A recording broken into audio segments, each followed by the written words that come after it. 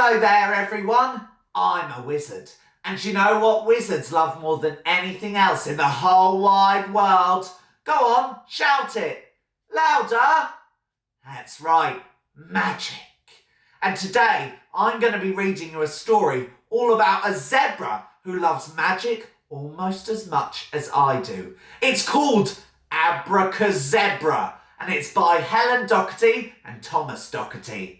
Alrighty, let's get on with it, everyone. In Yawnalot, a sleepy old place where everyone knew each other's face, life went by in its usual way, day after day, after day, after day.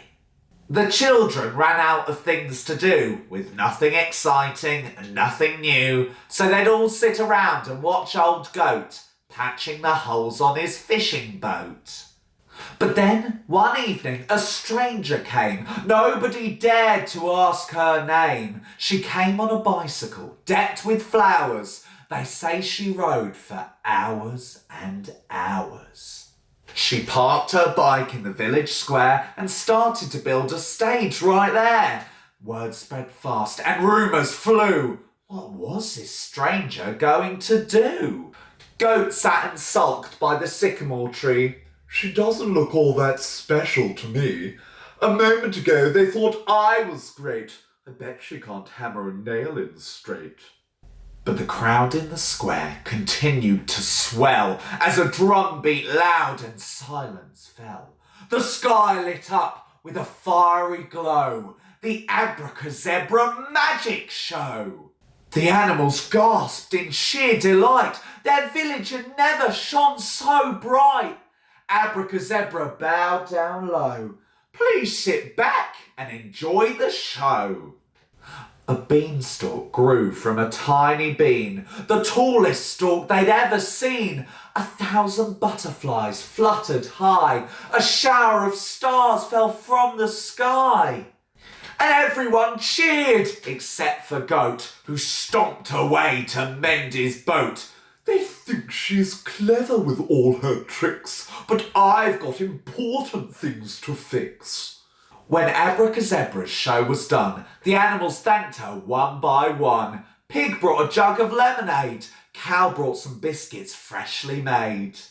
Sheep volunteered a bed for the night, but she smiled and said, "No, I'll be all right. I'll sleep underneath this sycamore tree. The grass is a good enough bed for me."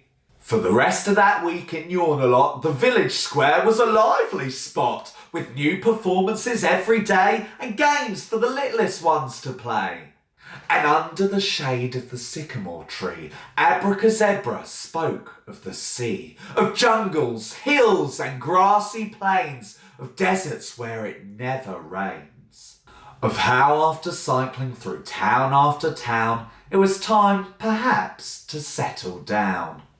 The animals begged, "Stay here with us!" But Goat just muttered, "What a fuss! For a few silly stripes and a travelling show, this Abracazebra has got to go." So he started to whisper in people's ears, conjuring up their darkest fears. "Abracazebra, I smell a rat. You can't trust an animal with stripes like that. You don't see stripes on a pig or a cow, so why should we welcome stripes here now?" And one by one, they all agreed that she was an extra mouth to feed. And no one complained, well, not out loud, when a sign appeared, "No stripes allowed." She must have left before the dawn, and all but Goat felt quite forlorn. A guilty silence hung in the air. Now Abracazebra wasn't there. Then the smallest kid began to cry. "Why's Abracazebra gone, Mum? Why?" Goat paced around the sycamore tree. "Should I have made them listen to me? Maybe she wasn't all that bad. Now she's gone and everyone's sad." He gave his beard a sorry shake. "I think I've made a big mistake." He tore the sign from the sycamore tree. But where could Abracazebra be? "Does anyone know which way she went?" Dog was the first to find her scent. I think she went down the river track. Okay, follow me. We'll get her back. The animals all ran after Goat and clambered into his fishing boat. They sailed and sailed while the hot sun shone.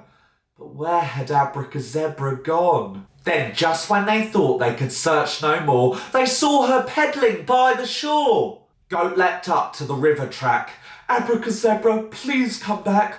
I'm sorry I made you go away. We need your stripes, so won't you stay? Abracazebra smiled at Goat and climbed down onto his fishing boat. Now Yawnalot is a happier place where they welcome any kind of face. There's a goat, I'm told, who serves up tea under the shade of the sycamore tree. And Abracazebra, well, if you go, you might just catch her magic show. Oh, wasn't that a marvellous story, everyone? I loved it. Not just because of the magic, but also because it showed that everyone looks different. And that's what makes us so special. I've got a long pointy gold nose and sometimes I feel a bit embarrassed about it, but that story showed me that my pointy gold nose is special and that's what makes me unique and that's brilliant. Oh, I hope you loved it as much as I did, everyone. If you'd like to meet me and help me make my own magic potions, then you should come along to one of our fairy tale adventures. It would be brilliant to see you there. But if you don't fancy joining us on one of those, then I hope you join us next week for another Storytime Sunday. Thanks for coming today, everyone. Bye!